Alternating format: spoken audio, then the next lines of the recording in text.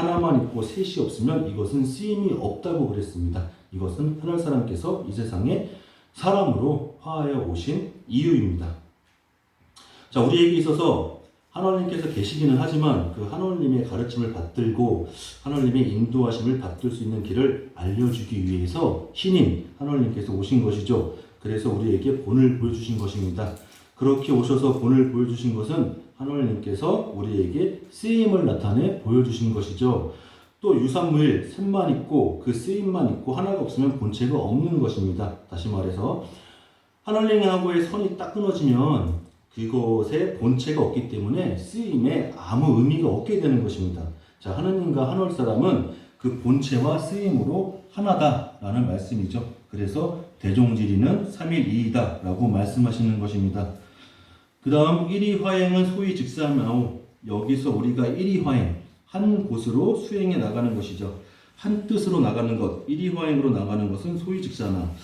이것은 서로 어긋난 것인데 1로 가는데 어떻게 3으로 가는가? 즉삼, 셋으로 간다. 이것은 우리와 신인 하늘 사람과의 관계입니다. 자, 하늘 사람께서 하나님께서 1 그리고 하늘 사람은 3입니다. 그래서 3으로 무엇을 하셨냐?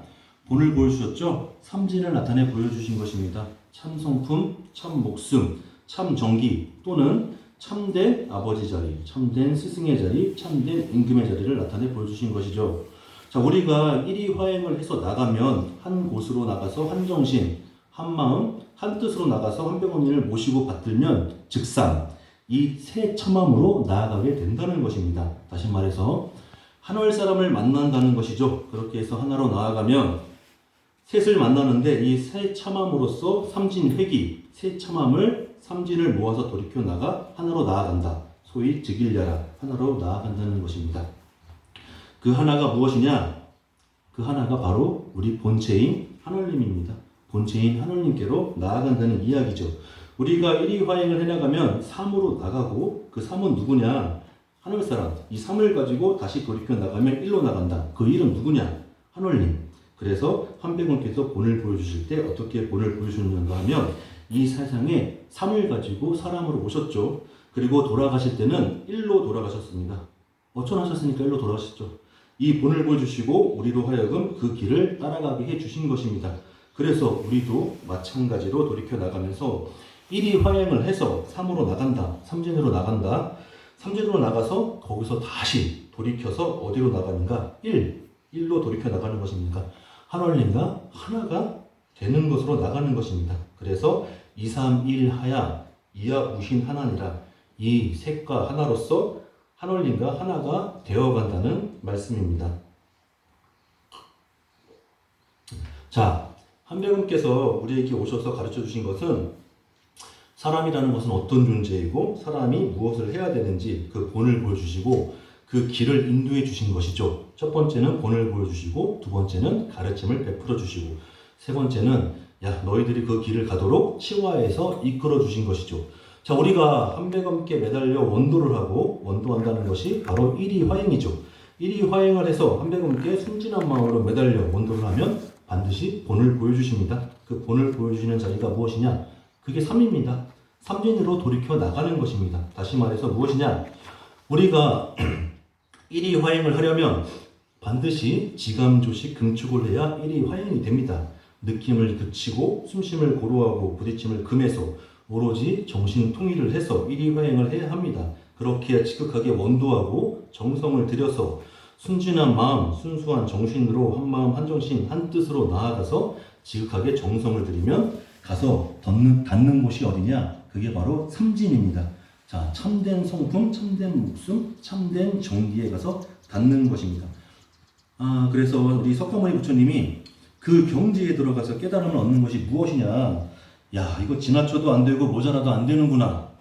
알맞아야 하는구나. 그것을 깨달으셨죠. 지나쳐도 안 되고 모자라도 안 된다는 것이 무엇이냐? 그게 바로 지감조식 금촉입니다. 지감조식 금촉을 해야 일화행이 되더라는 것이죠. 자, 중용은 사전적 의미로 과하거나 부족함이 없이 떳떳하며 한쪽으로 치우침이 없는 상태나 정도를 말하는 것입니다. 자, 같은 의미의 그 중국의 책이 있어요. 책인 중용은 공자의 손자인 자사가 저술한 책이죠. 논어, 맹자, 대학과 더불어 사서에 속합니다. 자, 거기 중용 23장을 보면 같은 내용의 같은 의미의 뜻이 있는데, 자, 작은 일도 무시하지 않고 최선을 다해야 한다. 작은 일도 최선을 다하면 정성스럽게 된다. 정성스럽게 되면 겉에 배어나오고, 겉에 배어나오면 겉으로 드러나고, 겉으로 드러나면 이내 밝아지고, 밝아지면 남을 감동시키고, 남을 감동시키면 이내 변하게 되고, 변하면 생육된다. 그러니 오직 세상에서 지극히 정성을 다하는 사람만이 나와 세상을 변하게 할 수 있는 것이다. 자, 이처럼 일이 화행을 해 나갔을 때 삼진인 참된 성품, 참된 목숨, 참된 정기에 이르게 된다는 것입니다. 그 참된 성품과 목숨과 정기의 본을 보여주신 것이 바로 한배곰님이라는 것이죠. 자, 한배곰님을 만나면 우리가 무엇을 맛보게 되냐? 덕을 맛보게 되고 지혜를 맛보게 되고 힘을 맛보게 되는 것입니다. 자, 그리고 우리는 그 맛을 보고 나서 무엇이라고 하느냐? 우리가 요리를 배우게 되면 선생님이 요리를 만드시고 맛을 보여주시면서 무슨 맛이 나느냐고 물어보십니다. 그럼 우리는 홍시 맛이 납니다. 이렇게 대답을 할 수가 있죠. 그러고 나서 이것을 한번 너가 한번 만들어 봐라 라고 하시죠.